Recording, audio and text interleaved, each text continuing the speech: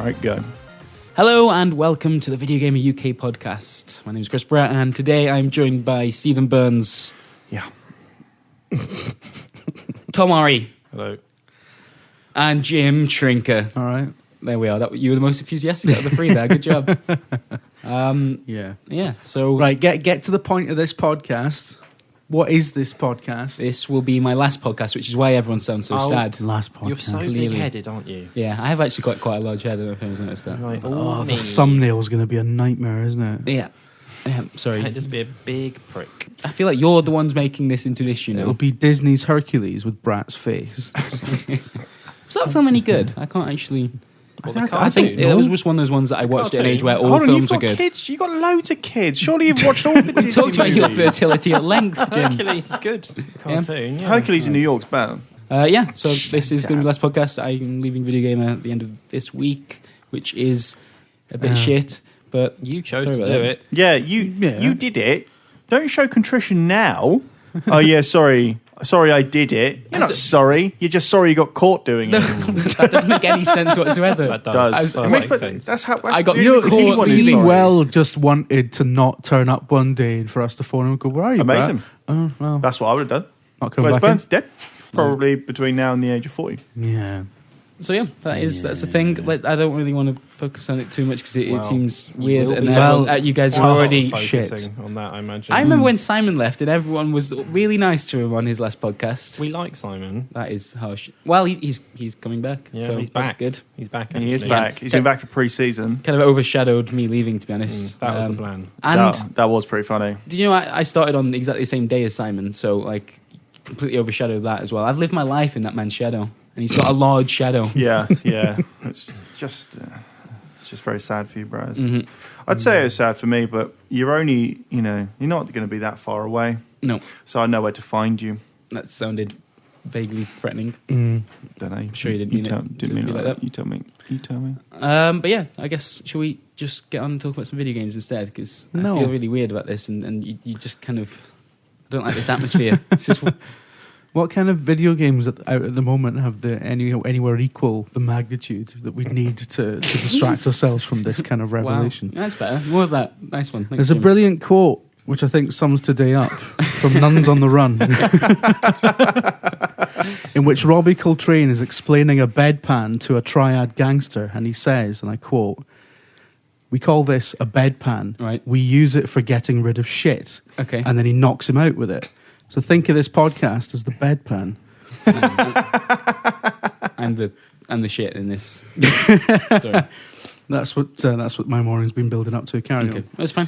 Well, shall we talk about what video games we will be playing, Bratters? Because we've got the finale stream, haven't we? Yeah. Later on today. Resident Evil HD. I've actually played a little bit of that, and I understand vaguely the references you've been making for like the last 2 years I've been here. Exactly. It's just exactly. it's a strange video game, Steve Vince. Benefits of a classical education, Braz. And we'd already had this discussion, but I feel that Chris is very hard done to. Very hard done to. Well, you indeed. would, wouldn't you? He's got fewer pockets. That, if you're a new player, seems to be the worst thing in the world. You have way too many things to pick up, and if you don't, so you speedrun it or whatever, you know the order in which to go around and find things. People that playing it first time have no idea. Why would you give them less pockets, fewer pockets? Well, they were, as I said in the earlier games, clearly marked as easy and hard mode. Right. Yeah, I don't. When I first played Resident Evil ever, I did play as Chris, and then realised you just don't start with a fucking gun, and I was like, Yeah. no. Oh, yeah. That's I was like, no. So I played as Jill. So I kind of worked it Imagine- out when I was, about 14 years old or something, Braz. So he's or working 13. for like a specialist police force, and is being sent in to find another team that's gone missing. So Yeah. clearly, there's an element of danger here. Yeah. More so than a normal situation. And if you're in the police force, it's a dangerous job. Uh-huh. And he goes in with a knife. Well, I think it's. I don't know if that's just something about his bravery. I think it's actually intimated that he loses the gun in the gunfight with the dogs outside saving Jill because he has the gun in the cutscene prior. Yeah. Oh, yeah. That's right. Yeah. So just pay attention, Braz. But I didn't see them drop the gun. That's why. Well, yeah, I mean, you have to leave some things to imagination. This is classic. Look at you defending younger generation Resident hand Evil holding as Who much was as it? possible. Was it Martin Hollis who was did GoldenEye, the N64 game? He was like, and not the film. He was like, yeah, we just couldn't do GoldenEye now. We couldn't do the opening of GoldenEye because you start with a silenced pistol. There is no tutorial. Within about 20 seconds of the game starting, you pick up a sniper rifle. Doesn't tell you how to zoom the sniper rifle. Doesn't tell you how to change weapons. Doesn't tell you how to fire the fucking gun. It just goes, work it out. Come on, guys. Well, you could have probably read the instruction manual. I don't think it's in there. N64 instruction manuals are so slight. Also, they had nothing in them apart from weird Dutch and German fucking versions. Would people do that today for... Well, not today, but back then, James that was Bond the game. thing, wasn't it? You would go to a shop, maybe with your parents. They would driven you there, and then on the way home, you read the instruction manual in the car. Let's talk about Manhunt's instruction manual. We talked about Manhunt last week. And yeah, Manhunt's instruction manual is better than the entirety of Manhunt 2. Man, It is. And why? Because it's... I'm sure I've talked about this before on the podcast, but the instruction manual isn't just like a picture of the game and then instruction manual in horrible type and then thank you for buying Manhunt. In the next few pages, you'll find out what R1 does. Instead, it's... What does R1 do? Kills the fuck out of people. Nice. Excellent. I imagine every button. Yeah, pretty much. But instead you're greeted with like a very low res picture of a security camera on the front cover. It's white with a black text that says Valiant Enterprises, and it's made to. The whole thing is made to look like one of those really seedy mail order catalogs, Right. Okay. that you may have just found around when in the 90s or something, Selling while you're on the hunt weapons for porn. or And all of the game's levels are presented as videotapes Right. that you could buy, and they explain what's okay, on the that's kinda tapes cool. and Yep. the weapons that you can, and so you can buy the weapons and be the weapons, and yeah, it explains the backstory through essentially trying to sell you the tapes, and then on the last page it just has a warning like, oh yeah, if you just came across this in, like, say, your buddy's apartment or found it in the trash, or if you're a law enforcement official, just forget that you ever saw this, because otherwise we'll have to come and pay you a visit. And it's got an atmosphere to just reading the fucking manual, which is so much better than a lot of other horror games or psychological thrillers and stuff. It's really, really good. Yeah. So 10 out of 10 for the manual. Maybe we should play that later instead of Resident Evil. You played Manhunt, Bros. You haven't. I haven't. I know. Although the discussion last week was probably the best thing I've heard about it. But no, I think if it's the last stream with Steve W. Burns, it probably does need to. Well, be people are Resident Evil. clamouring for Resi, but we could just do another one. We could just do Manhunt whenever, as long as it's in the next 2 days. Yeah, that might be good. Okay, cool. Tom, how's it going over there? All right. You don't sound yourself.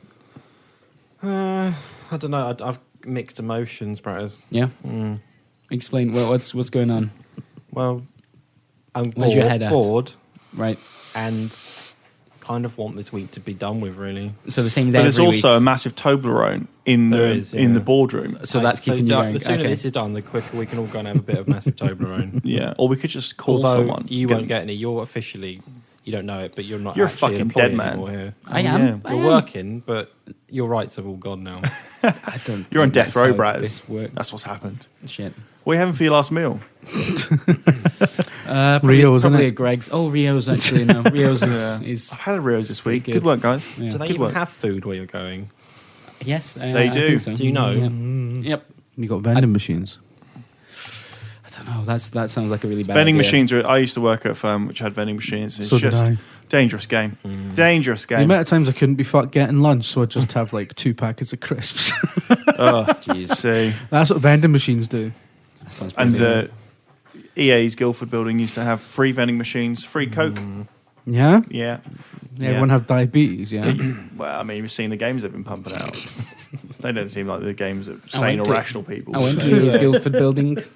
You did. Oh, on Braz, Friday. tell the story about how someone stopped you in the EA's Guildford building, and you thought, "Oh yeah, classic Braz getting recognised," and they didn't want to talk. That's not how I They described didn't want to that at talk all. about you. They wanted to talk about me. Yeah, there's a chap that worked at EA. It was like, so at the end of this preview event, it was for Battlefield Hardline. All right, just break all the embargo. No, we are allowed to say that. We're just not allowed to say when that stuff's going up, although it is maybe after I've left VideoGamer, which will be weird. Back from the fucking dead. Yeah. So as I had to wait for some video footage, as is often the case, and I'd brought a really terrible USB stick. Like, I had proper USB shame. What was it? It was Maplin. That, I mean, the size was all right, but it clearly just wasn't doing So anything it wasn't like quickly. 64 meg or something, was it? I had as much space as I needed. It just the process took much longer. I've done a fair bit of anticipated. shopping at Maplin in Guildford, and that USB stick is probably worth about $2,000 there. So yeah, and yeah, so by the time I'd finished capturing all this video stuff, the entire event had packed up, and people were literally packing up the hordes of PCs that were in this room. Yep. And I was just stood there like a spare part. And then whilst I was leaving, people had just gone back to whatever they do at those offices when there isn't a preview event. And it turns out one of the employees was just like training with a punching bag in the room next to it. And it was like maybe 3 or 4 p.m. in the afternoon. And as I was walking past, he shouted me over and said he'd just been listening to this very podcast. Yeah. Can you believe it? I don't know. So you might be listening to this now. Oh, God, that's weird. He might be using the punching bag right now. All right. And I didn't think he wanted to talk to me or anything like that. Thank you, Steve. But yeah, he mentioned that he used to work with you and that although he never spoke to you, I think it was at one of the QA jobs. Was it Burnout that you worked on? Yeah, I made that game. He didn't make Burnout. Burns. I helped make the game. I bet he kind was of too intimidated. And he never actually spoke to you, but he said the way you sound on this podcast is exactly how he imagined you'd be, which just like creates an image of you just storming around the building with a scarf on. Who was this person? Who was it? Tweet me. Do you know the name, Braz? No, I don't know the name. Because there were hordes and hordes Was it of like QA the scene guys. out of the Avengers when you get when you see Captain America? It was Peter Moore, wasn't it? Oh, if only it was. It was a little bit. It was just like, and I remember saying something like, "Oh, it's kind of cool." Is he that a they big just guy? let you- Is he like built up? He looked like he knows how to punch things. Was it Simon Miller? And yeah, I was like, it's kind of cool that you just Who would like, win in a train fight whilst between you're this working. guy and Miller? Who would win? I wouldn't like to say. Well, you got to. Well, firstly, I'll find out who it is, then I'll deliver the opinion. There you go. I mean, Simon Miller But, is quite a tough-looking gentleman, but I don't know that he'd be good at a fight. All right, we'll test that out before the Don't end of tell the him I week. said that. Please. Exactly, he will fight you. So yeah, you had a fun time in my old I wasn't there for very long. Did you work out at the office? Only for It's a about very nice office. Should I- 2 weeks really, because Yeah. I've been at the Chertsey office. I always for- preferred the Chertsey Yeah. office. Chertsey office had its own tester enclave. It was great. So they had the main building in Hillswood Drive, And which they was shaped kept- like they an kept- E. And they kept the rest of you separate. And they literally kept the rest. It was like Resident Evil. It was like Resident Evil has the main mansion and then an outhouse, which is also quite ornate. Where we worked had an artificial like river and a tennis court and like a boathouse. Yeah, It's a very posh That's complex. incredible. Wasn't yeah, it was pretty crazy. But yeah, no testers allowed in the main building at that time. Thank you very much. I had- scumbags. This wasn't the first time I've been to that particular place, the EA Guildford office, because before I worked at VideoGamer, Here we quite a go. while before, Oh, yeah. Here we go. I thought there's going to be plenty of opportunities for you to make fun of me now. There always are. You and what's his name? Draco. Was that him? Yeah. I did this weird YouTube thing. I had like a Does he know you're leaving VideoGamer? Tom Felton. Yeah. I haven't chatted Is with he him going to call in? in about. I'll message him 3 or later 4 on years. Twitter and see if he's got any. I'm going to get a thoughts. goodbye message from fucking Voldemort. I tweeted him once. Nothing. Absolutely Nothing. No. He's probably very busy. Yeah. I hope so. People tweet me, and I'm not even that busy. Don't respond. So imagine how busy he But is. he doesn't seem as mean as you. I'm not very mean. How very dare you? But yeah, I'd been around the office to go and have a look at them working on the Harry Potter and the Deathly Hallows games, which Is that the ones that were part 1 and 2? Yeah, so they did it with the films. I think I reviewed those games. Really?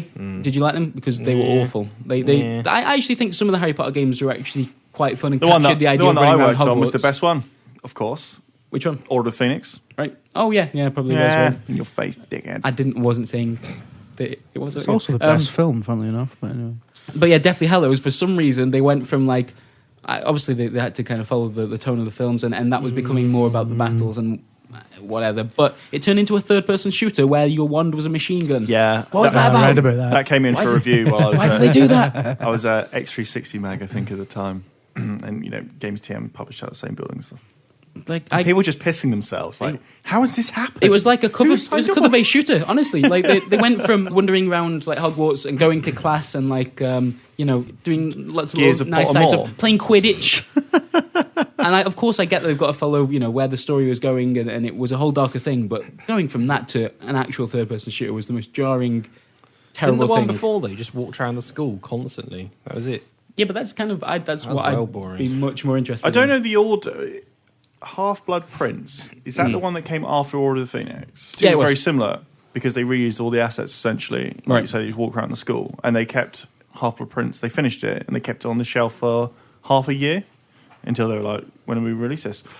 Well, when the film's out. I mean, obviously, but it's like, but we finished it. Oh, that's like, what a quick turnaround it was. yeah, because essentially it was, very very similar. Yeah.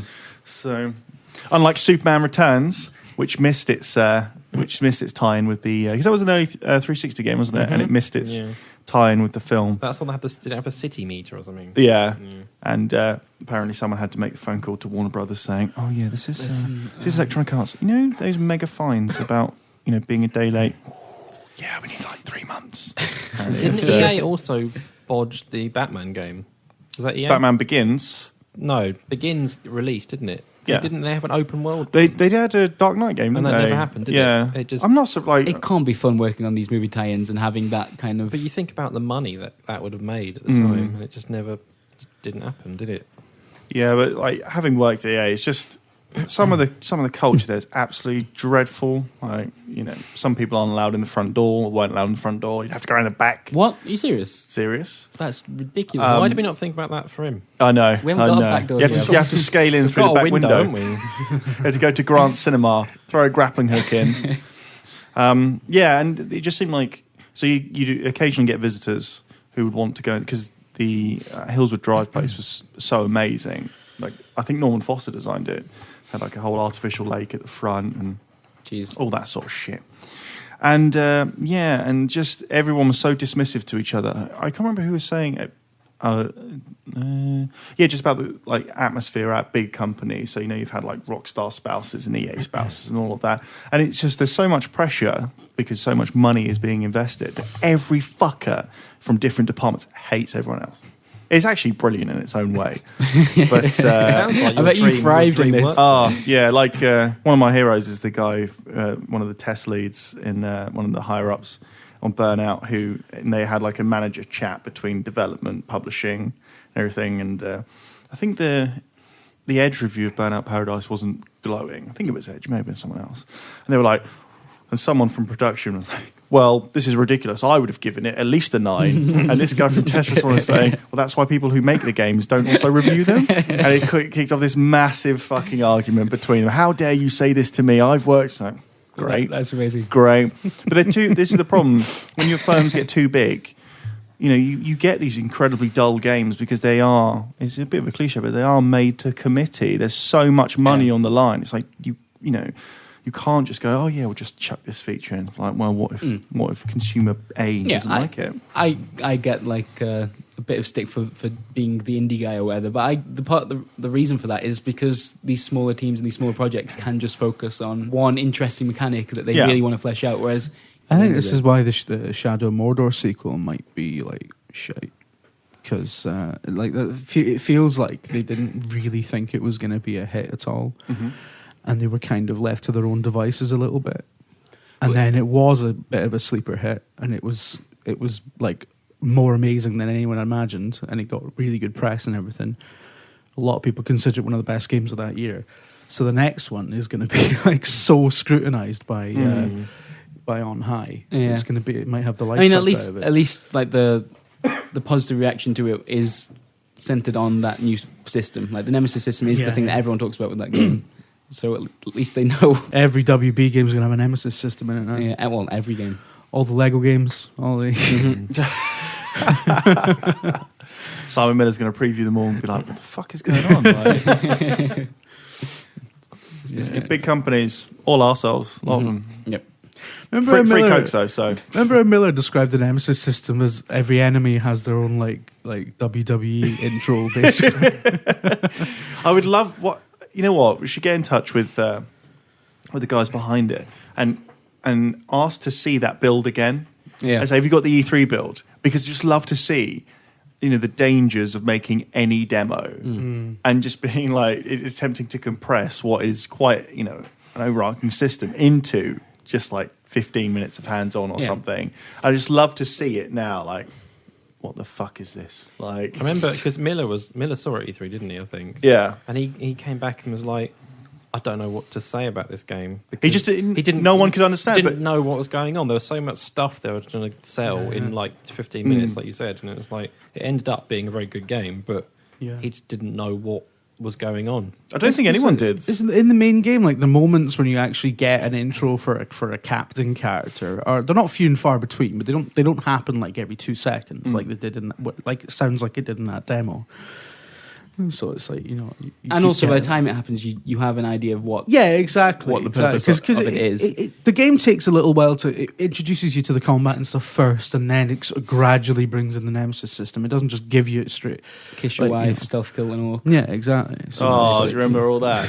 Do you remember all that? Fuck me. Well, all that chat nice. about how kissing was now being... the reaction. Oh to no, it. not that. Yeah. I don't. Yeah. It's not up there with Rainbow Six Patriot. It was a Patriots press X to kiss wife, which was ridiculous. Is that actually a thing that's happened? Oh, what was Polygon It like? was never released. That was just the promo thing. They did like a concept video, didn't they? That they showed off, and that was the beginning. No, I think it was Polygon that said, kissing is not a weapon. No, like, you've not seen any fucking James Bond, have you? I understand it from the angle of that the classic trope. I think Rainbow Six Siege got picked up from this of.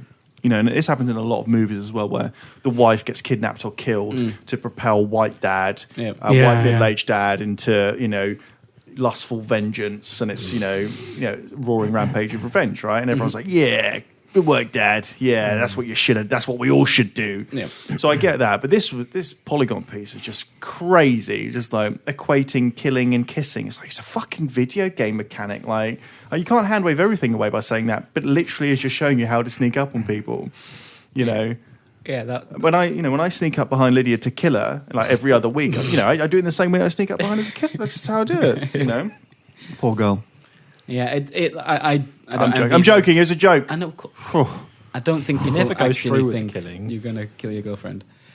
I don't know how we got there. I like the I didn't have to go to that Shadow of Mordor preview and just try and figure that out, because I don't think it was until the game released that it's because you don't like most doing people work. realised. That's why you don't. However, it was there was a definite light bulb moment, like when you're about about an hour into the game and you're like, shit, this is big, this is going to be huge. Because you went to see it, didn't you, Jim? Like a week before the review, whatever it was. Yeah. And I think we all thought that you were going to message us back saying, yeah, it's all right. Frame rate's yeah. shit, mate. And then you kind of like, no, it's really good. And we were like, meh?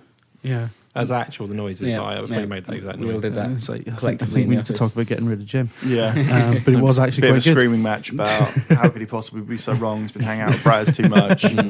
Bring him in Likes these now. terrible games now. Because there's an element of like table-based strategy to the game. Yeah. That's what it was.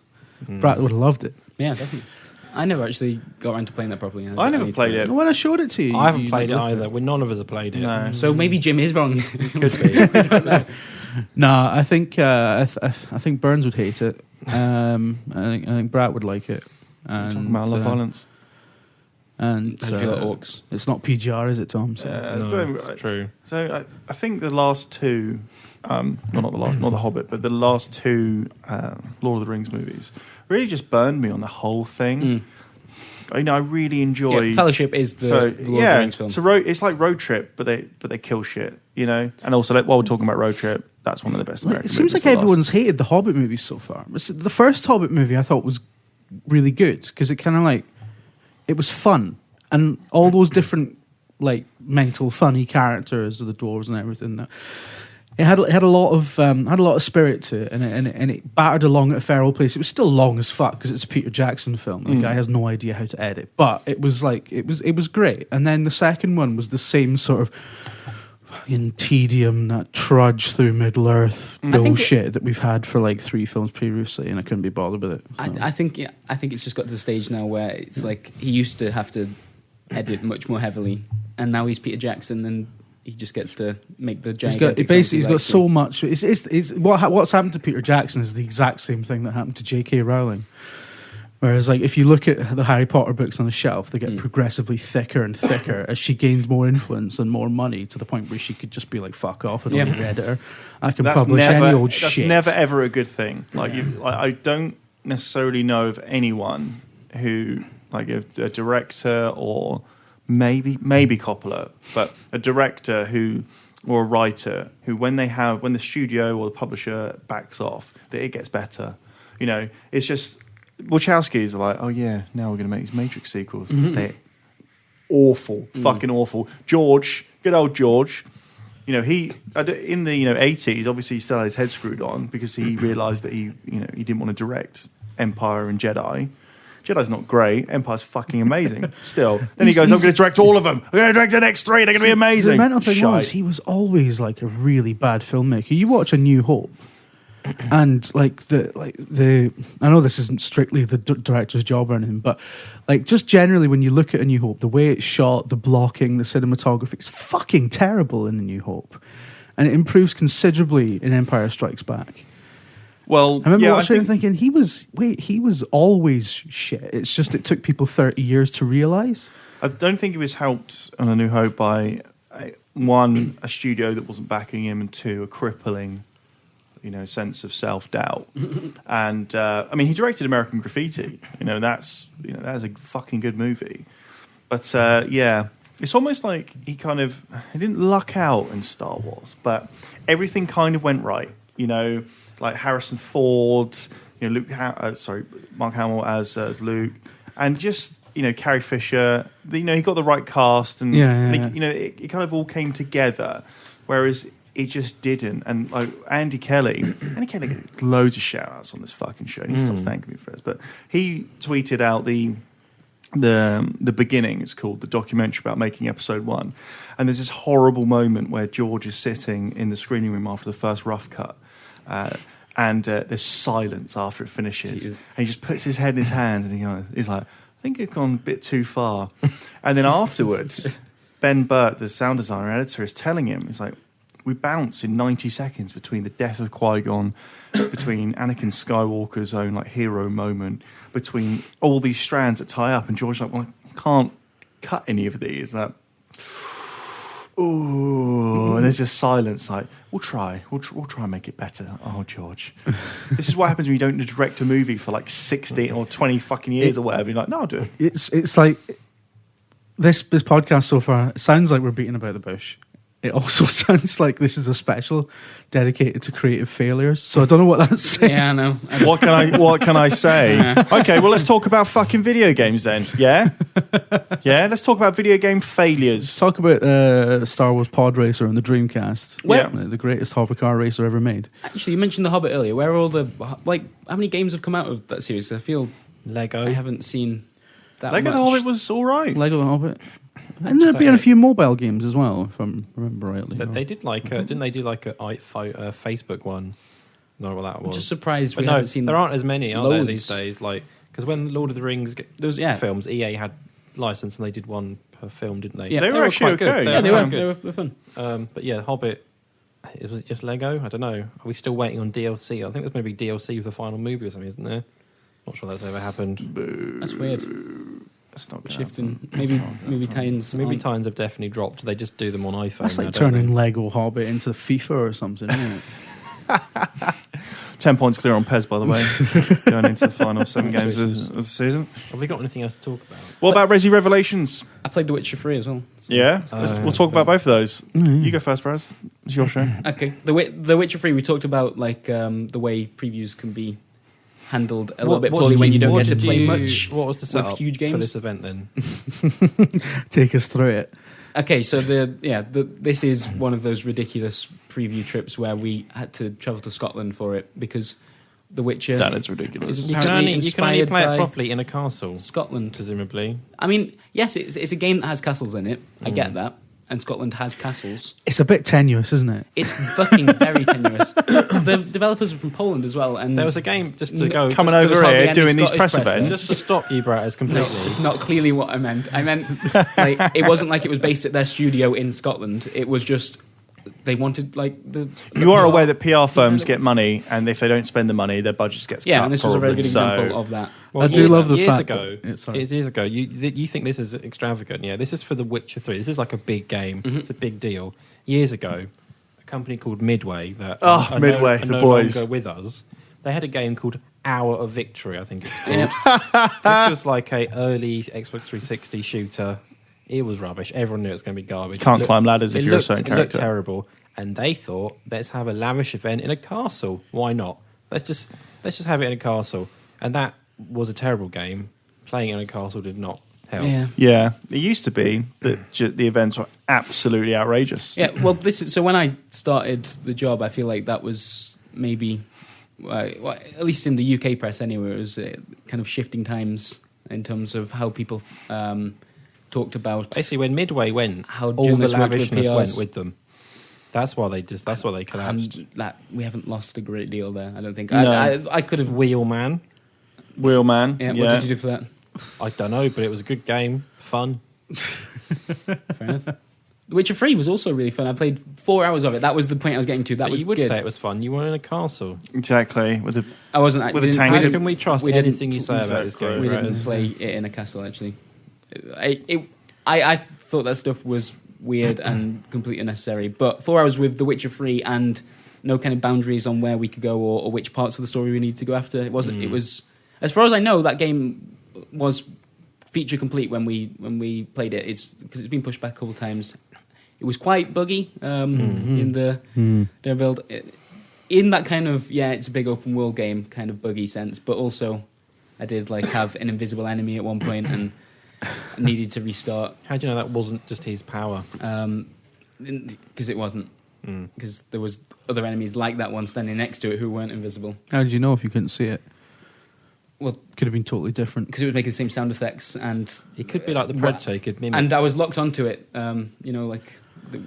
So I was kind of following this invisible thing moving around exactly the same as it's the other models behind it. It was weird and completely fucked me over.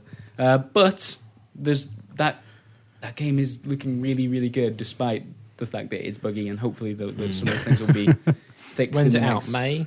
Yeah. Is it May? Yeah, I think Yeah. it's So it's a amazing. few months. Yeah. I tell you what, I do love the fact that some PR companies just go, let's just rent out Stirling Castle. I don't. It's like, I don't who love that does at all. that? I think that's a bit PR companies. useless. But yeah, It's it's the like kind of place that, fucking bishops have their birthdays and shit. I don't think it's Probably. lost anything of the Witcher 2 by going open world. Yeah. I like it. It still treats side quests with the same kind of respect. So like this is a problem we have with Dragon Age Inquisition, right? The way that it was kind of rinse and repeat side quests. Yeah, and yeah, a lot yeah. of them. The ones that I tackled in this, bearing in mind, it was only in the first 4 hours. It's the first zone. Maybe that doesn't last throughout. But interesting stories. They felt significant. You had choices to make in them. You felt bad about what you did sometimes. And yeah, that's exactly what those side quests should be. Anything else is a bit of a cop out, I think. Yeah. How And- big is the world? Do you know? I only actually messed around in this first zone, but it felt gigantic. The devs already said, like, similar to the Elder Scrolls, if you can see it, you can go to it, Yeah, kind yeah, of thing. So yeah. the world must be enormous. Yeah, but they said that about Project IGI, Well, which you guys don't remember. I I bought that game. well, that does Good seem game. correct from what I've Yeah. seen. And Really also, hard game. Buy in a loop, yeah. there's It was fucking well hard. Project IGI was hard. Yeah, but devs have said that thing since, and it's been true. So yeah. And Yeah. I played before. I I was don't care about and those facts.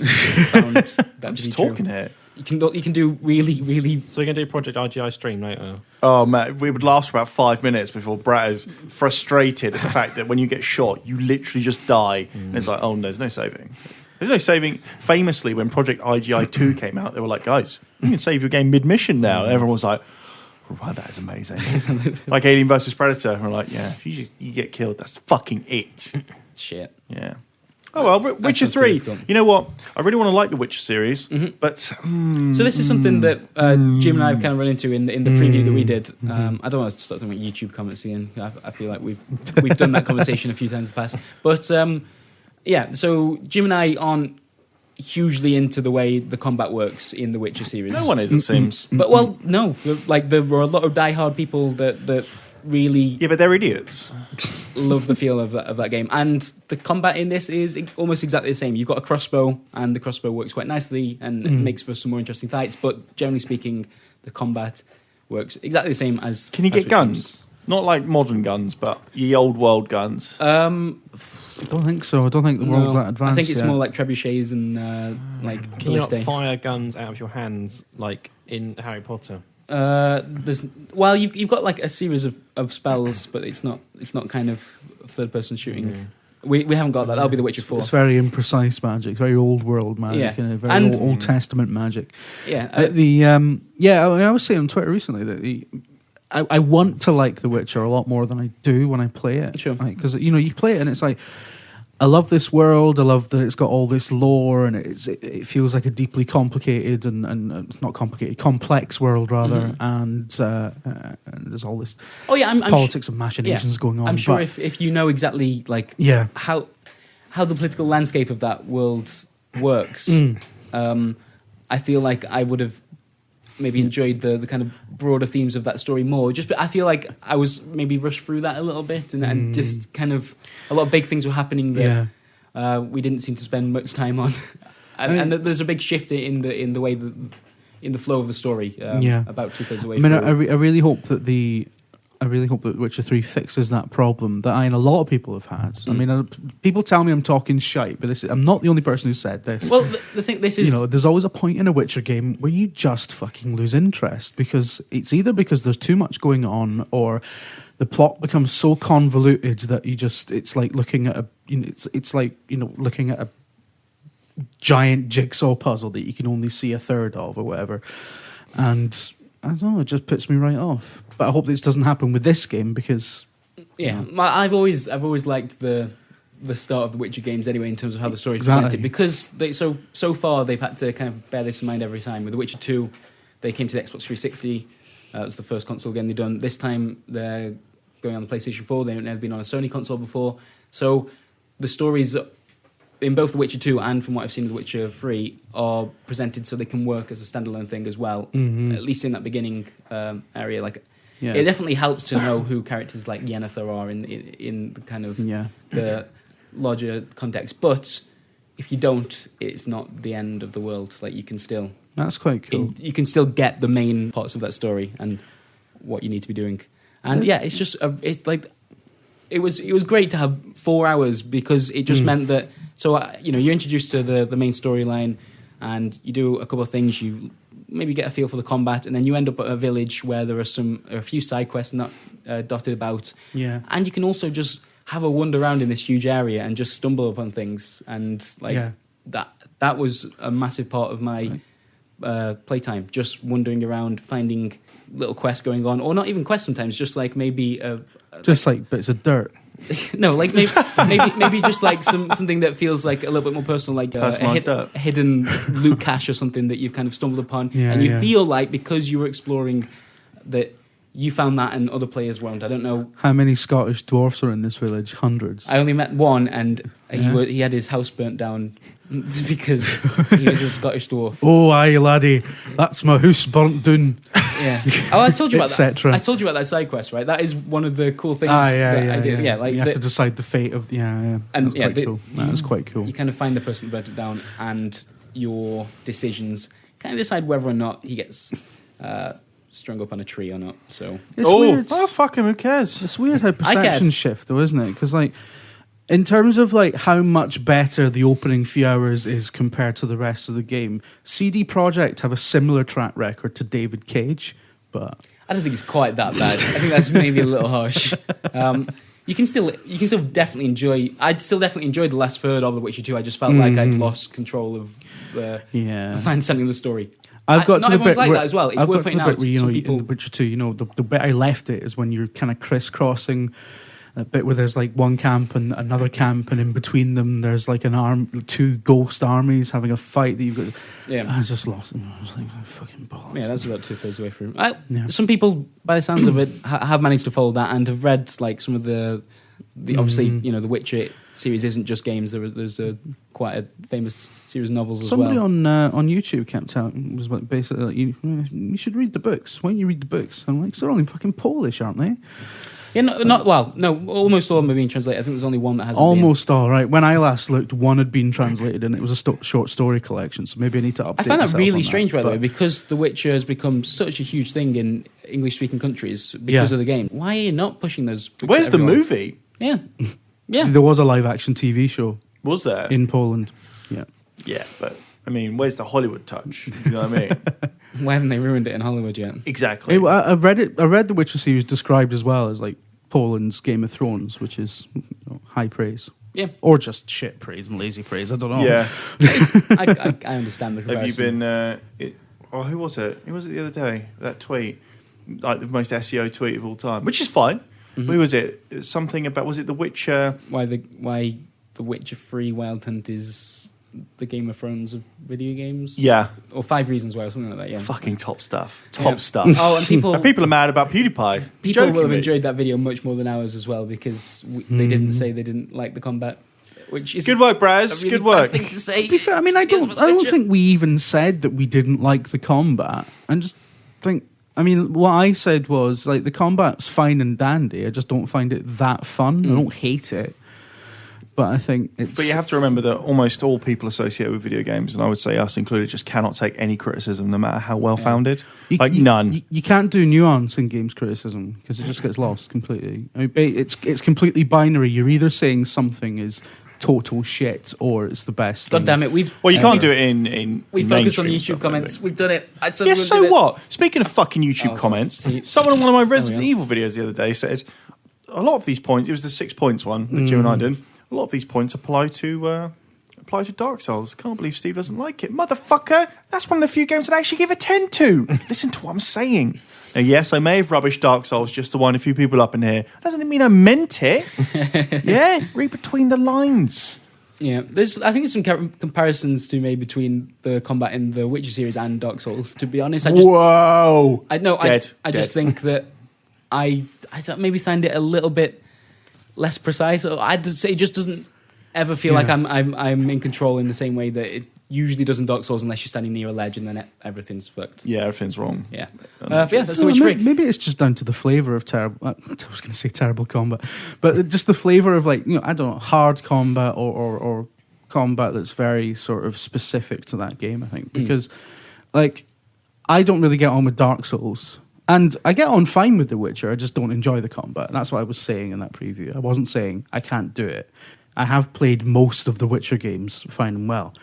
But I adored the combat in Dragon's Dogma, which was, I don't think it was that good, but I really enjoyed it. And like, it had such, like the spell casting system on that, like it made you, if you were playing on 360, like made you contort your hands in ways that, that you shouldn't really be contorted. But I loved it. Like it was great, and I never really had that much trouble with that game, even though it was kind of designed. It was almost like Capcom's Dark Souls in a way, and that game was fine. And never had any problem with that at all. So I love games with challenging combat and challenging gameplay. Totally. It's just the moment I stop feeling like I'm in control, or that when something goes wrong and I feel hard done to because of the way the game controls, I find it really hard to get past that. Like it's why I like turn-based games so much, because you are always in control. You get time to think about everything, and you control the pace of it completely. That's not what I said at all, even a little bit.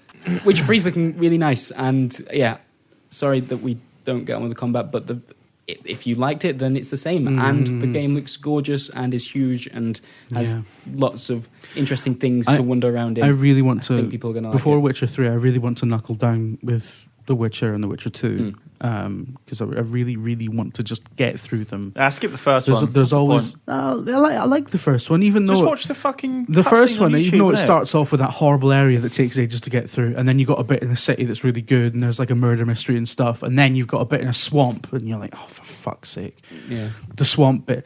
And then I'm sure there was a swamp in Witcher 2, wasn't there, quite early on? I was like, fucking swamps, mate. You're not a fan. I don't like swamps. Swamps are shite. The first opening area in The Witcher 3 is green and foresty and nice, and has ruins in and proper fantasy, No, that's none good. of this swamp That's good. business. Bound by Flame had a bit of swamp action in it as well. Didn't save it. Fucking shite. Yeah. So Good. there we go. Do you want to talk about Resident Evil Revelations 2? Yeah, why not? You played a bit of it yesterday, right? I did. I went to an event. Were you on? Okay, it's Resident. What's the setting? Can of you clear Revelations up 2? before that? Was Lorraine Kelly part of the event, or was she? No, just in she the was building? shooting something. It was at a TV. And I went to a ridiculous preview thing. It was at You a had TV Lorraine Kelly. studio in Kennington, Bullshit. and Lorraine Kelly was shooting something next door. Probably the hopes and dreams of another child.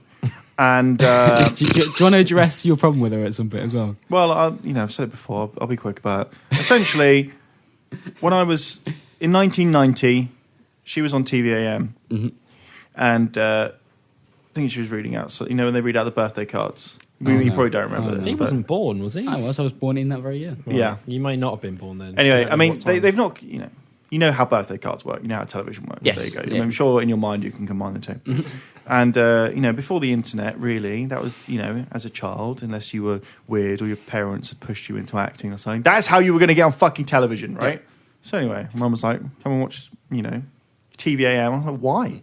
She's like, oh yeah, birthday cards came out and they put a picture of you. Parents had sent a picture of me, having been at Whipsnade Zoo with like a tiger hat on. They started That laughing. sounds adorable. It was adorable, and I was an adorable child. I'll have you know. Until they started laughing, they thought they could What do you continue. mean? They were like, "Oh, that's a nice hat," and then started like sniggering. And they were like, ha, ha, ha. "Fucking what's his name? Nick Owen. He's on fucking Crime Watch. I'll give you Crime Watch, Nick. I'll find you." Yeah. Right. Anyway, So they just giggled at your yeah, hat. they were laughing at me on national television. That- This is like now I know how these people on Jezville. Isn't it just like, when you like see a video of a puppy falling over or something and you just have a little giggle, you still think the puppy's No, cute. this seemed malicious. You like the puppy. It seemed very, very snidey, to use the parlance I of could the just time. see. I could just see that is the moment Steve Burns changed. That's what I hardened His into. face Okay. just.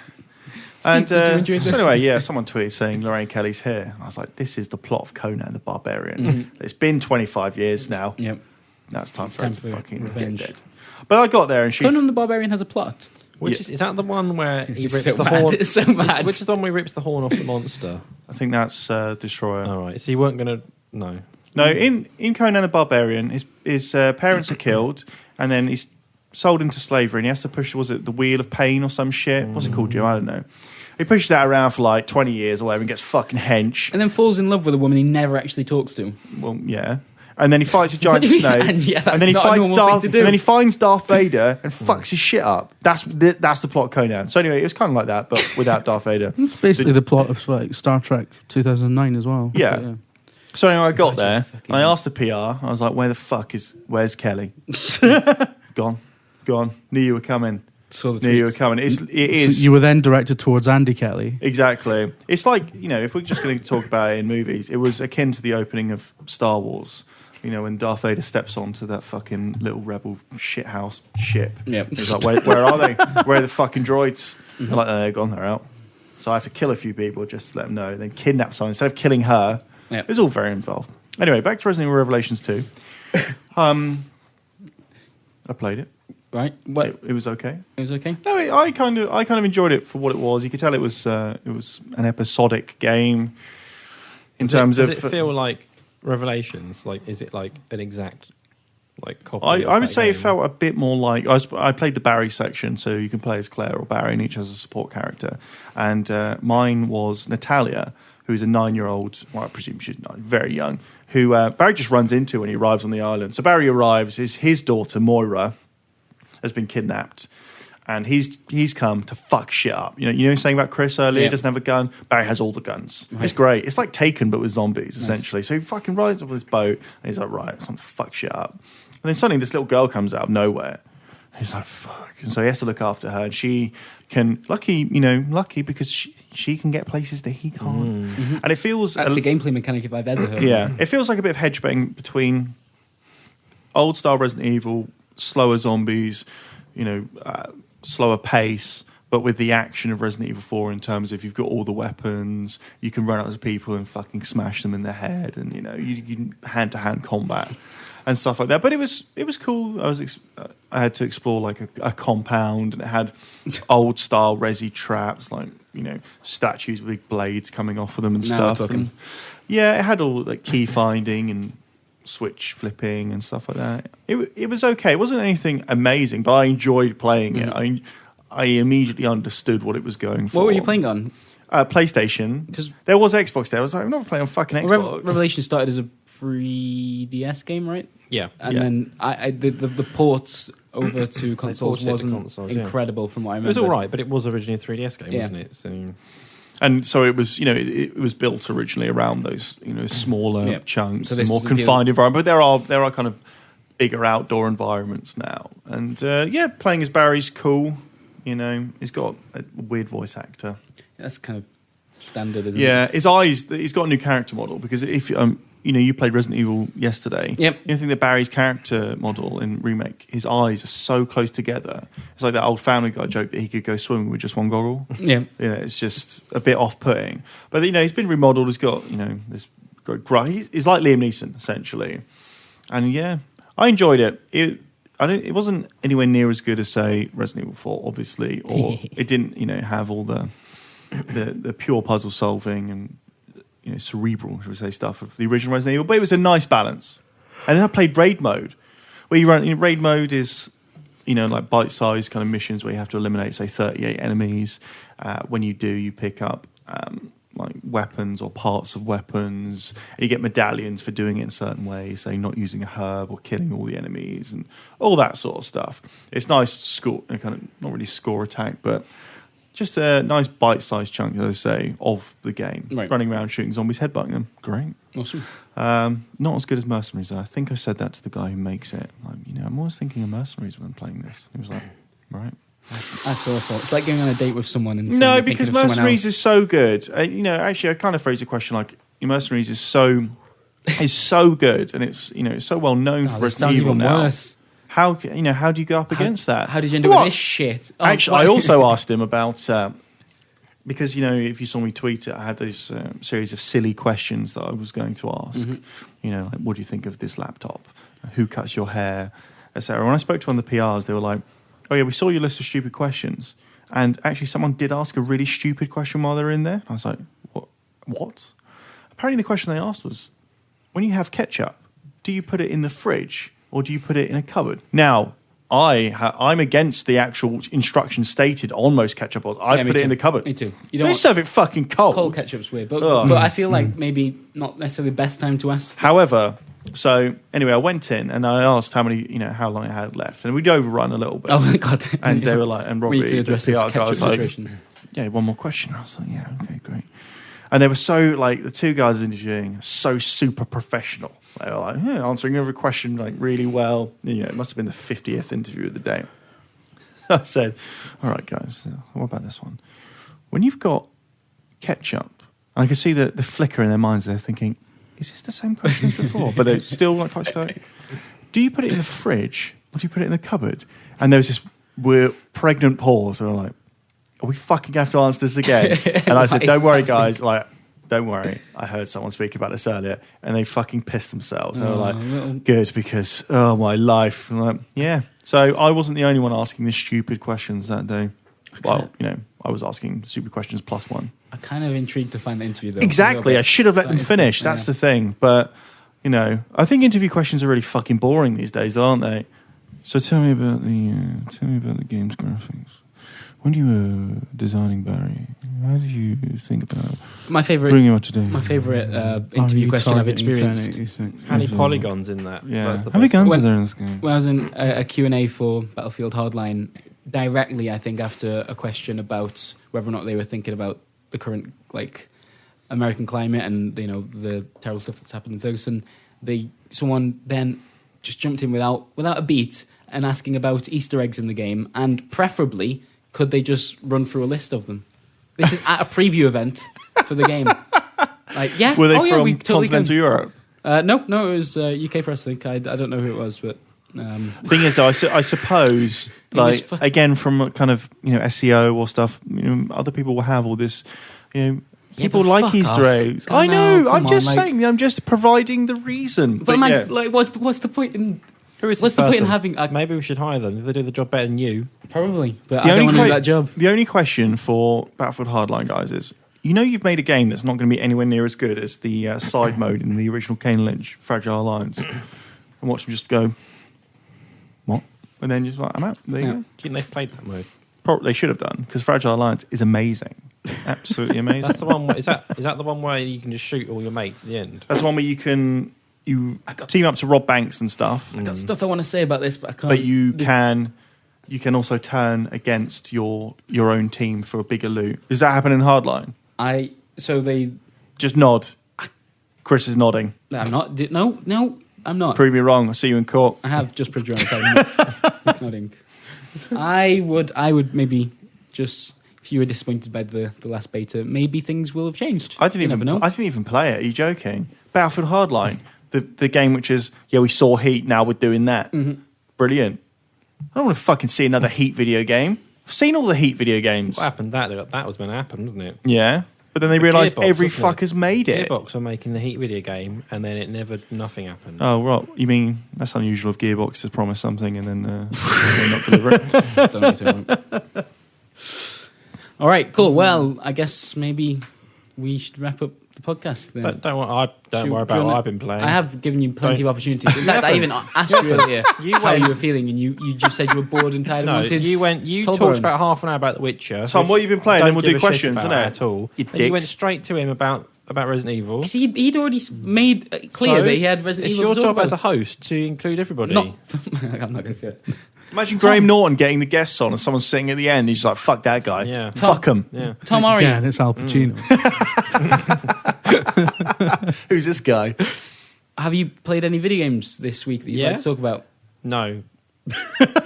Why'd you do that? Love you do it. this so Fucking much. Love it. Is you actually don't I want don't to talk about really. it? I mean, I played Call of Duty, but no one cares about that anymore, do they? I finished it. I'm glad that you made a fuss there. I feel that's really... I'm embarrassed that I didn't ask you this maybe, I don't know, 30 minutes ago in the podcast, because that would have been a really At the interesting time, I would topic. have talked about it more, but now it's too late. Well, I'm sorry about that. I've got loads more to ask later about your stuff. Really? Mm. Oh. What do you think I've got this? I don't know. I don't know what it is. What's this? Let's move on to Probably more like interesting, my resolution embarrassing or stuff. I don't know. Birthday cake, sorry. Questions. All right, do you want to do some questions? I got some. I've got one I want to do first. Oh, no. Why do you two have lists? Like, I'm the guy that has the list of questions so I can vet them beforehand. Nah. How this works. Right. For everyone, Okay. apart from Brat, Oh, okay. describe Brat in no more than 3 words. Owes me money. Do I actually? Yeah. How much? Braz, you probably owe me about £8,000. That's not true. Braz, right, we're going to Northcote Records later. We're going to find the bar staff who know us. Trust me, they know us. And then we're like, oh, yeah, actually, yeah. Okay, right, well, sorry about that. It's okay. It's okay. Manky wee bastard. Oh, What about plucked from nowhere? That was true. Yeah. That was true. Will work lunch. And weekends and nights. Sort of. Thank you very much. Yeah. often bullied So that is excellently. fucking looking at me for. See, now you've just made me sad. This is horrible. Makes bad choices. Because I've reminded you all the times that we were working in the evenings and it was just me and you in the office and we'd get takeout and that. Mm-hmm. Those were good times, Brad. Tops off. Why Heavy would video you thing. want to end those? Mainly because so, of that. so unceremoniously. Those memories in particular. It's just really awful. Works really hard, I'd say. There we are. But that's not necessarily smart, just hard. Yeah. You know. You love telling me that, but it's very true. Yeah. It is very true. It's It is true. actually very true. Yeah. Good bloke, Braz. There you go. That's very Good true. bloke, Brad. Never Nice- turns nice guy, up to work kind on of. time, but he does work fucking hard when he's here. So you know. Exactly. Yeah. Can't have it both ways, can you? No. You know, you have someone who turns up on time and is a lazy bastard. Mhm. Stop talking about Dave. Good old Dave. He's dead, actually, isn't he? Yeah, he couldn't make it to this. We should have put this out earlier on, actually. Yeah. Yeah, no, he's just It's no, weird. because he's dead. Like, I keep saying to people that I'm going to miss you, Brad, but I thought I'd miss Richie from Game Wank and I fucking don't. So, Tom's got a list of You Brad drunk questions called as well. me from Scotland I did. a few nights ago. I didn't get a fucking drunk call. And I got invited and to you're- that wedding. It's because you're Steve fucking Burns. You're Richie gonna shout from it at Game me. Wank I wouldn't had have to- taken it. I had to take the phone off you and just apologise. What? Sorry. Richie from Game Wank, we had a chat where you were like, I think at this point you just wandered off through the streets of Scotland somewhere. Yeah, the streets of Scotland, And yeah. where the streets have no name. And it was like, you just had to keep saying sorry about Jim. Sort of wandering up the M8. It was lovely though, I appreciate Like, it. Richie always does that. He's a cock. Well, But I yeah, apologise for you you. and Richie have this sort of affinity, don't you? Because you know, I've spent 14 years of my life. Shared pain. making his life a misery than I did it to you. So, yeah. Yeah, Tom's got All right, yeah. a list of questions as I've well. got some Where are these questions from? various places of my mind. Oh no. Brat, Yep. Hi. Hello. who do you hate most in the games industry? Be honest about this. I'd be honest about it. To be honest. I'm not going to be Remember honest this? about I it. did tell you. What did I tell you before we did this podcast? That you were going to make me feel uncomfortable or No, something? that unless you answer these, you will not. I will not give your new employer a reference, and therefore you don't get a job. Who do I hate most? the Plus, your answer has to be your new boss. Can I maybe just?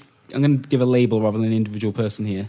The Okay. people. The people. The people of the games press Oh dear. that Just everyone. have like a huge issue with the fact that PewDiePie is so successful. Like I cannot stand hearing why that's unfair or that shouldn't be the case, or the fact that he's an entertainer and not a critic and shouldn't be treated as such. He's the most successful YouTuber in the world, and fuck it, you might not watch And him. he's but handsome. He's incredibly handsome. Seems like a nice guy. I Hasn't been a prick He's about got his pugs, audience. doesn't he? Doesn't he have pugs? Yeah, like he's more relevant than the games press now, which sucks. But you know, But the games Deal press with is it. just sad because it's a bunch of fucking little old men mainly going, oh shit, other people have done it better, or seen where the fucking wind's blowing. I don't care. I'm going to be dead in 5 years, so Exactly. it's not really a problem for me. But more these people have should got- have that These, attitude. yeah, but these people got like kids and fucking houses and shit and I don't know, speedboats or whatever they got to pay for, and they're worried, and they should be because PewDiePie, wave of the future. He's a I mean, I force of don't nature. necessarily agree with it,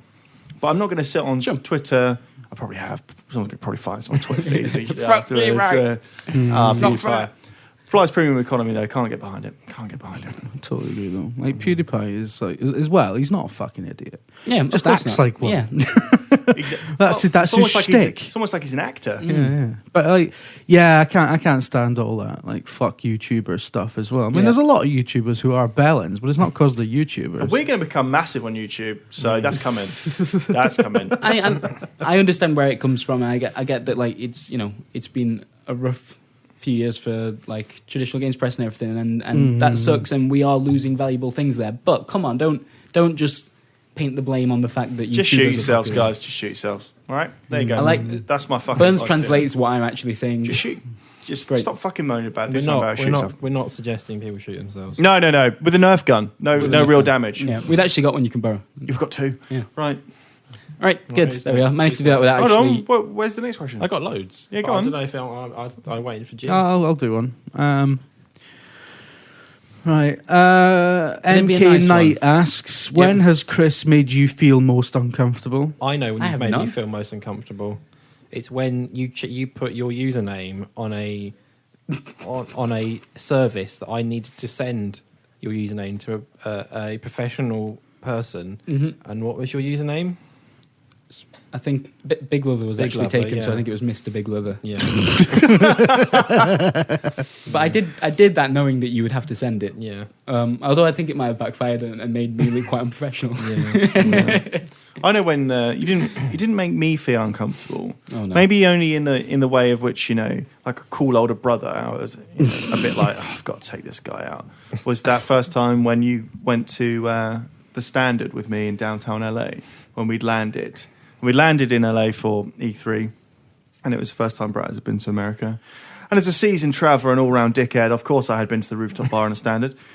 And so I was like, well, Braz, we'll go there. We've got, it's Friday, it doesn't start till Monday, so we'll go there.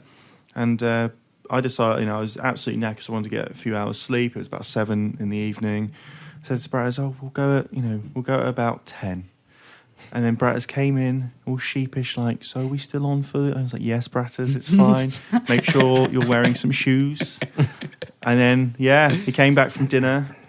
And then we got in the special lift that goes to the top floor of the stand with the swimming pool. And as the door opened, I could see, like, the look of glee on his face as it just opened to gigantic skyscrapers and beautiful people. And the giddiness is like, oh! I was like, fuck me, man. Come on, you're grew up on a ruining my look here. I grew up on a fucking farm. I know. It's a long way from Stoke. This. Exactly. Got to walk around with billionaires fucking with this guy. Like, yeah. It's my stupid little brother. I'm sorry.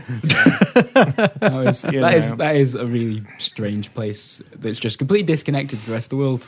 Yeah, it doesn't weird. understand any of the problems. And then we're drinking out of a glass society. boot. It was, yeah. Yeah. It's one of the many valuable lessons I've learned under the wing of Steve Burns. Exactly. Okay, I've got another one. Brat, why do dislikes on your YouTube videos make you so mad? Is this not about people not being able to take criticism? It was more the interview we did with Phil Robb from Turtle Rock that just had immediate dislikes before like it was quite a long interview. I think it's like 60 minutes. Before it was within long 10 enough minutes of it being up, it was already being hit with them. Yeah. And as far as I can tell, a lot of that comes from the fact that people are unhappy with the way that Turtle Rock are dealing with Evolved DLC and whether and yeah, all right, but it just looks really shit. It looks like if you click on the interview and see like a bunch of dislikes, you're like, well, this is going to be a waste of my time. And but so, then, Brat, I've got a follow-up question. kind of Why did you sucks. choose to make a YouTube video so many people disliked? That's an excellent question. How did we get to the stage where the guys that did Left 4 Dead are now hated by people? I know, it's because they fucked up. Marketing That's all. does terrible, terrible things. Yeah. So there. I didn't realise is the answer. I was naive. Ben McSkelly asks, now Bratters is gone, who will be the new office whipping boy? Brett. It's got to be Brett, Brett, right? It's like Succession. Yeah, it's not even like you. The name is even close enough. It's not even like he's the new whipping. I mean, he is already a whipping boy. It's just He's that just we been have one shielded. less. Yeah. One fewer, Jim. I mean, Brat was like the Jupiter sort of sucking up all the burns, and now you're gone. It's just fucking Meteorite City, isn't it? Yeah, The thing about Brat was that Brat was the one that's, from my position, he's the only face I could really see. You can immediately see the. I mean, Burns is next to me, the but hurt when I and the look pain. straight ahead, you're there, like just next to my monitor, essentially. So But most of the bullying, I think, was down to the fact that you have these extremely stringent moral views on stuff. I know. And that you just wouldn't. Fucking irritating. Yeah, wasn't it's it? like, oh, we can't do that because person X may be offended. It's like, who cares? Want to rock in the middle of fucking Person X. nowhere? Maybe. Who cares? They'll be dead soon. So will we. Well, But that's gone now. There's no moral centre is fucking gone. We are Yeah. off. We are off our orbit now. This let me is what's tell you. worrying me now. Is that like now the moral core of VideoGamer is basically Steve Burns. Well, So, you know, Yeah. what can I say? Nihilistic. kinda Don't care about terrifying. anything. Yeah. there'll be no one there to say, "Come on, guys, let's not make a fuss. Let's just be Let's nice not, to everyone." let's not get sued. Don't worry about it. Yeah. Okay, got another question. This is sent in by many people. Is this you've written all of these, haven't you? Because the dislike one is definitely you. They're They've based come on from many sources. Brat, are you single? Whoa. Well, that's- You can't. This is like asking One Direction if they're single. I mean, I know the answer, obviously, but You don't? Ooh. from Peter. What do you hope you've accomplished during your time at VG? You said that in a really horrible tone, Jim. I just like the way he's written it. Like, I mean, obviously you've got no time to accomplish anything else. But what do you hope you've done? Yeah. And then let history be the judge. like an exam question. Show you're working out. Yeah. I think the team is now more comfortable doing video stuff than they were before I started. Like everyone That is gets true. involved with it, not just the people that are on the video team. We like sitting down and just chatting about games. Or the way that we approach this podcast is more fun now, and I think I don't know. You're saying I think it's all I've managed- thanks to you. No, I think I've managed to help it do that a bit with that being my job, I guess. So that. Fuck you, Jim. I've got another question. Brat, when did you become a traitor to VideoGamer? It was last Monday. All right, a follow up from that. Brat, is Tom your hero, mentor, and father figure in the games industry? It's an important question. There's definitely a father figure going on here. I don't know if you felt this as well, Tom. So it's not. I'm not your But, I hero mean- or mentor. Just because there's three parts to the question. You've mentored me. I agree. I think hero just seems a little bit maybe quite strong. I mean, obviously, I am Brad's hero. Oh God! Like Don't in mean- the same way don't- that Darth Vader is a father figure. Like, Yeah. No, despite the Tom's, consistent bullying. I think there's I've an element of hardened you. affection I've there. hardened Yeah. you to the harshness of. Exactly. Real Did you go world. to an all-boys school? Absolutely not. Well, now you know what it would have been like to go to an all-boys school. So you're like Dave Scammell now. Dave Scammell went you to are all-boys school, experienced in the ways of hierarchy and other people who wield more power stamping on you over and over. It's great. I fucking love it. Yeah. I've got one more and a linked question. Mhm. I don't know who sent this one in. Brat, why did you betray Tom? I don't know that I betrayed you as an individual. Well, I think there's something you've got to assume that you did, but why did you do it? I've got a question for you, Brad, to make you feel uncomfortable. Really? Because we haven't done any of them so far. No, It's great. Don't worry, it's not that bad. So, Braz, why did you think it was fine for while I was in the toilet for you to go onto my computer and delete, which is probably one of the best high 7, low 8 tweets of all time, which was Braz has got more women on the go than Avon. Why did you think you could? Because you know the second you step out the door, I'm going to tweet that again. You know. You left yourself open, and I thought, you know what? No, it was just more or less panic, wasn't it? This is the thing. You are unable to separate yourself from your actual online persona. That is going to be a problem going forward. Yeah. Honesty. Fuck up, Braz. You owe me money. There's nothing more dishonest than that. I don't know about this. To be fair, though, it does mean that his online persona isn't like vulgar and basically unemployable. I'll have you know that I'm very employable. I wasn't talking about you.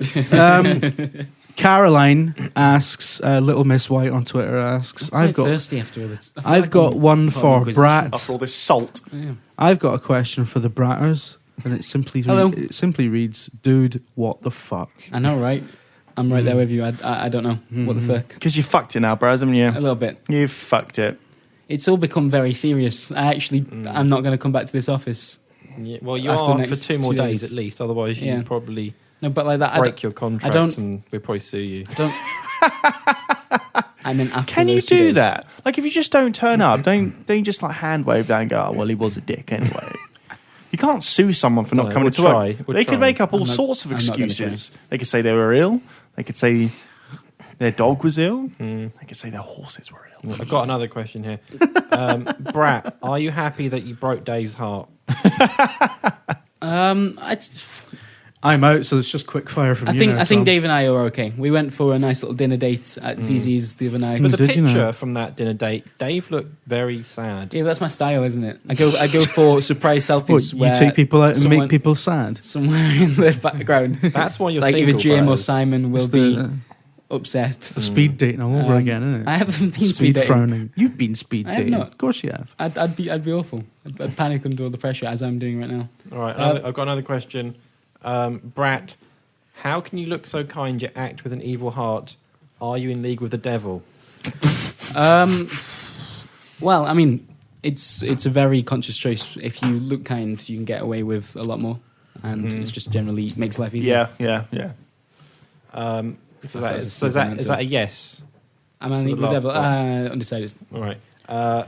Brat, Jim thought you were his friend. What the hell is wrong with you? We are friends. We text each other at like unsociable times at night when we should be asleep and just have little jokes. Let's just clarify something. Maybe I'll send him one of my selfies. Sometimes when Brat's out gallivanting in that London and he's coming back to Croydon at like 2 in the fucking morning, he thinks, oh, Jim will be up. I'll start texting him because I'm bored on the train. One of the times I texted you, I just tackled a hooligan in the streets of Croydon. Yeah. Lest we forget. forget. I was really happy to wake up to learn that as well. No, you were awake when you... Oh, as in I woke you up with a text. Yeah, oh, sorry about that. Yeah, but I mean, I just like stopped a criminal in his tracks. Someone needed to know. I didn't care who, but... Like, Braz, the best fucking London town story you've got obviously involves myself, where... I'd left Bratters in the office, and we were like, and our associate David Delve, phenomenal dickhead. I mean, honestly, should meet this guy. He's untouchable in that league. He's a lot like Steve Burns, but I feel like Steve Burns is a character and there's something else underneath there. I'm not sure that David Delve has Steve that. Burns, but with zero self-awareness whatsoever. Oh, he's a great guy. You know. But anyway, we'd gone out and we're like, oh, Braz, we're in the office at this point. Braz, come to the bar in Clapham we always go to. He was like, no, maybe I've just got some work to do, obviously. Anyway, Dave and I had smart. been in the pub for about 5 hours, and to quote Mark Kermode, probably in a state of advanced refreshment. And we decided to leave, and we were having an argument about a taxi, which turned into a full-blown shouting match. Just as the door to the pub swang open, and there was Bratters who just walked in and said, like, "Hi guys," just to see Dave and I pointing at each other, going, "Fucking what? Get a fucking cab!" Blah blah. And he was like, "Guys, what's going on?" Like someone who came in to find his parents arguing, and we were like, "Nothing, Bratters," and we just stormed off. It's like the And end, left him there on his own. It's the not end of EastEnders. It's not a and shit. short journey to Clapham. It really isn't. Oh, you know how arguments about cabs descend, though. Yeah. Again, it's money related, and you owe me money. I'm not sure. You could have solved that by going, "Steve, I'm going to give you that What do you money." mean it's not a short journey to Clapham? It's not. Of course it is. It's not really. It's really like, isn't. It's like next door, isn't it? Like It's 12 minutes down the road from East Croydon. It's not far Yeah, at all. but to get there on the train, we're 12 talking minutes. at least. And I've had to walk to the train station. I reckon you probably burn about 30 to 40 minutes, Yes. depending on your walking pace. I wouldn't call that short. I took a taxi. I live At that time of night. I mean, I live in the north part of Croydon, and I've taken a taxi from Clapham Junction Station to my house, and it didn't take that long. So you're talking. Well, I mean, not all of us swan around with But Brad's taxis. only, all over Brad's the only got place. little legs, isn't he? Yeah. So, I got quite long legs. nah, buttocks. Okay, I've got one more final question. Brat, are you ready? This could make you sad. Okay. All right? So prepare yourself. Brat, Hey. have you come to terms with the fact that once the clock strikes 5:30 p.m. on Friday, no one in this office will ever speak to you again? I don't think that's true at all. Well, let's look at the history of who's left. Right? Name someone that's left. Matt Nellis. Never spoken to him again. I occasionally bully him on Twitter. You see, yeah, you send him nice pictures about spiders. Yeah.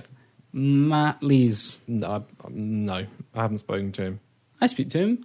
Yeah, I'm talking about us. Okay, Yeah, can't. Simon Miller is. Yeah, but he's back. Yeah, I always which knew he'd be suggests back. that you've had some kind of I knew- conversation in I between. I He knew in hasn't my just heart he walked would back. return. Yeah, we always believed. Nice.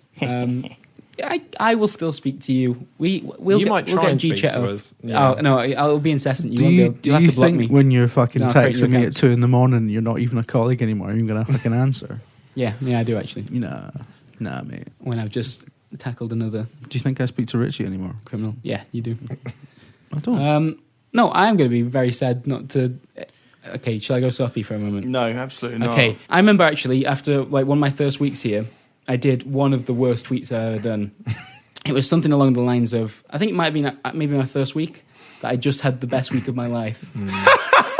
Which, like, looking back at that now, like, You dick. I of course, would never tweet anything even approaching that. One, I hate people that show any kind of real emotion on Twitter, particularly happiness. Like, unfiltered emotion is just, when you spend as much time on Twitter as we kind of do as Well, part we're of the skiving. job. Yeah. I don't know. That's really fair. You kind of start to resent, unfiltered emotion, awful. And two, I just get like if I tweeted that now, there'd be like 4 parody accounts set up around just that very tweet, and there'd be like an over-enthusiastic Brett like Twitter account within moments, and It probably will I get be torn apart. now. But you really. know, it was the best week of my life, and My favourite Brat's moment was I've had better ones since because this is a lovely job. I and I will liked miss it. it. I a liked lot. it when I was bullying you, and then you decided to live tweet you getting some pizzas. Yeah, that was the one time I've hit back really, and you're still reeling from it. Was that just before I joined as well? 'Cause Maybe. I remember that Maybe, but vaguely. And I was like, I was in the car, and I was like, I can't believe he's doing this. He's actually getting pizza. He never replies. I couldn't believe Never it. makes a big deal of it. Yeah. So I still think overall I've won in our office-based warfare. But yeah. Can so we there we are. fucking go some of that Toblerone now? That sounds good. All right, Braz, look, it's been really fun, but give me my money. Don't owe you shit. All right, thank you very much for listening to this podcast. I don't know who's hosting for next week. Has that been Fucking decided yet? late night love theme's gonna have to go on, isn't it? It's disgusting. Has anyone decided who's going to sit in the big chair? It's probably going to be me, innit? Yeah, I imagine it'd be Jim. All right, cool. Well, with So that look kind of forward to a enthusiasm, better podcast starting. it will next be week. better as well, won't it? And that's the annoying bit. It may So- go up sooner as well. How dare I wouldn't you? bank on that. Have you seen my track record? But yeah. Andy won't have timestamps on it. Fucking bullshit. Yeah, this all is. you've got to do is get timestamps. No one cares about the rest of it. Okay, well, thanks for listening. It's been really fun, and I've enjoyed being part of this podcast over the last couple of years. BBC World Service. Cheers. Bye. And it's over to Alan Wicker. Bye. Alan Wicker.